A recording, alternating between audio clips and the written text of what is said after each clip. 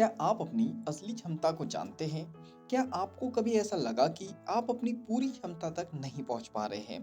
क्या आपको अपने जीवन में आलस से, डर या आत्मसंदेह से लड़ने में कठिनाइयां होती हैं?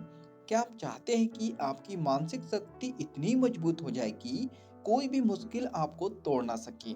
क्या आपने कभी सोचा है कि आपका शरीर और दिमाग कितना आप सोच सकते हैं, उससे कहीं ज्यादा सक्षम है? अगर इन सवालों ने आपको सोचने पर मजबूर कर दिया है, तो the can't hurt me book आपके लिए है। यह किताब डेविड गॉगलिन्स की असाधारण जीवन यात्रा के बारे में है, जिसमें उन्होंने गरीबी, बचपन की हिंसा, मोटापा और आत्मसंदेह को हराकर दुनिया के सबसे कठोर सैन्य प्रशिक्षण पास किए और खुद को सबसे कठिन आदमी में बदल लिया। चलिए बात करते हैं इस बुक में बताए गए मुख्य संदेशों के बारे में। आपका दिमाग आपको सीमित करता है, लेकिन अगर आप इसे नियंत्रित करना सीख ले, तो आप असंभव को भी संभव बना सकते हैं। दर्द और कठिनाइयाँ आपके दिमाग को मजबूत बनाती है। हर चुनौती एक अवसर है। 40% रूल, जब आपको लगे कि आप खत्म हो चुके हैं, तो आपने अपनी असली क्षमता का केवल 40% ही इस्तेमाल किया है। सफलता की कुंजी है अनुशासन, आत्मनियंत्रण और लगातार मेहनत। अध्याय 1, खुद को दया से बाहर निकालो, कोई तुम्हें बचाने नहीं आएगा। डेविड गॉगलिन्स का बचपन बहुत कठिन था। गरीबी, घरेलू हिंसा और स्कूल में बदमाशी। उन्होंने खुद को एक पीड़ित मान लिया था और अपना जीवन बर्बाद कर रहे थे।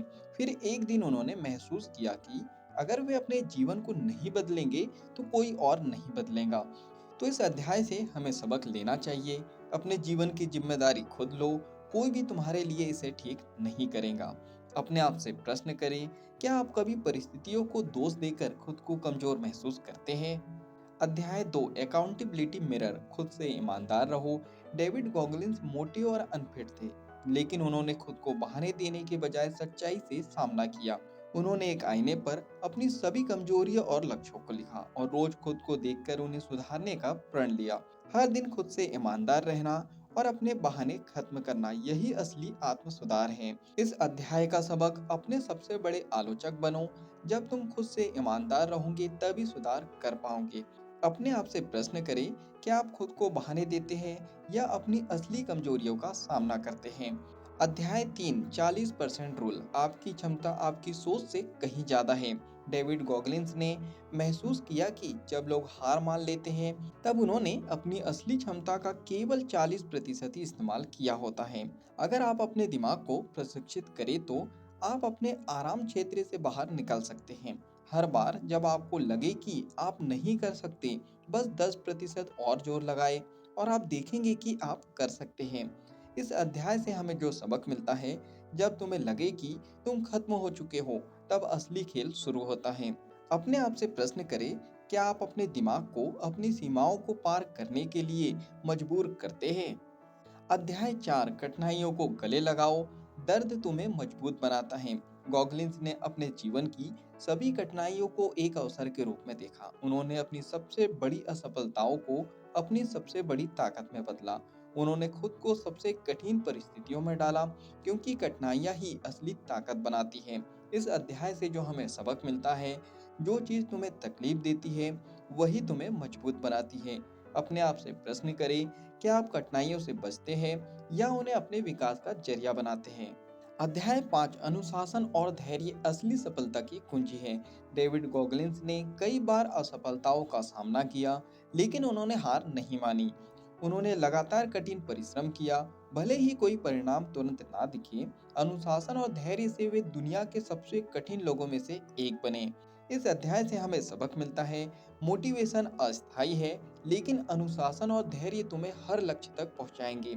अपने आप से प्रश्न करें, क्या आप केवल प्रेरणा पर निर्भर रहते हैं या अनुशासन से खुद को आगे बढ़ाते हैं? अध्याय 6, कुकी जार तकनीक, अपनी जीतों को याद रखो। जब भी गॉगलिन्स को लगे कि वे हार रहे हैं, तो वे अपने जीवन की पुरानी जीतों को याद करते थे। हर छोटी सफलता तुम्हें याद दिलाती है कि तुम और भी बड़े लक्ष्य हासिल कर सकते हो। जब भी मुश्किल समय आए, अपनी पुरानी जीतों को याद करो और खुद को प्रेरित करो। इस अध्याय से हमें सबक मिलता है, अगर तुमने पहले असंभव को संभव किया है, तो तुम फिर कर सकते हो। अपने आप से प्रश्न करें, क्या आप अपनी पुरानी उपलब्धियों को याद रखकर खुद को प्रेरित करते हैं? चलिए बात करते हैं कांट हर्ट मी को अपनाने के व्यवहारिक तरीके के बारे में। अपने जीवन की जिम्मेदारी खुद लो, कोई तुम्हें बचाने नहीं आएगा। अपने बहानों को खत्म करो और खुद से ईमानदार रहो। जब लगे कि तुम हार गए हो, तब 10% और मेहनत करो। तुम अपनी सोच से ज्यादा सक्षम हो जाओगे। कठिनाइयों से बचने के बजाय उन्हें अपनी ताकत बनाने का जरिया बनाओ। अनुशासन और धैर्य से हर दिन छोटे छोटे सुधार करो। अपनी पुरानी जीतों को याद रखकर खुद को प्रेरित करो। चलिए फाइनली इस बुक समरी के निष्कर्ष पर हम पहुंच चुके हैं।